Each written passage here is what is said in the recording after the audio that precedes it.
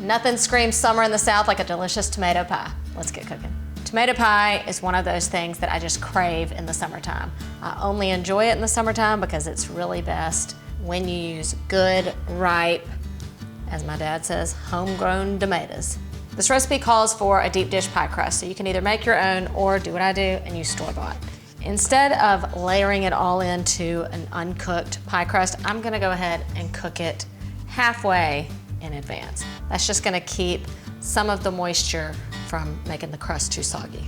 I'm gonna blind bake it, which means I'm gonna fill the inside with some dried beans. That way the crust doesn't puff up or sink down. Let's get the other ingredients ready.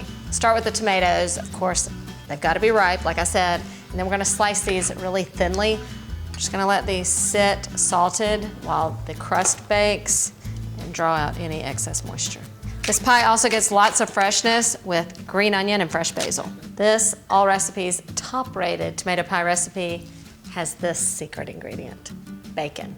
Most often I've had tomato pie just vegetarian style, no meat, but I'm loving the addition of the smoky, crunchy bacon. Pre-bake my crust, and now I'm just gonna sprinkle in a little cheese. This is gonna create a little barrier for that moisture. Before we layer, I like to pat off the excess salt and moisture from the tomatoes, and then we layer them up. A little bacon, some green onion, and some basil. The basil's what makes it. And then this recipe has an addition of garlic powder, crushed red pepper, and dried oregano. You can use some, all, or none of that. I'll go with some. Garlic powder, crushed red pepper. And then we do it again.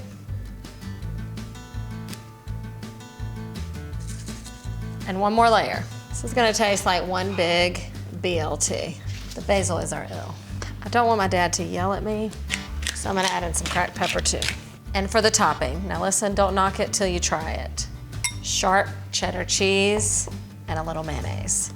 The two together melt when they're cooked and form just a delicious sauce and cheesy topping. So good. It's okay if a little bit, comes out or mixes in with the cheese, because it's gonna happen anyway as this all melts and sets. You'll be able to see those herbs and bacon kind of peek through. Ready for the oven. But first, I'm gonna cover it really loosely with foil. We don't want, the outer edge of our pie to get too brown. We need all that inside to cook first. So I'm gonna go in covered for half the time and then uncover it for the second half.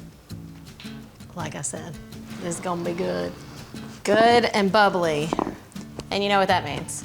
We've gotta let all that settle down and come together. So we're gonna let this rest for about 10 to 15 minutes before we slice into it.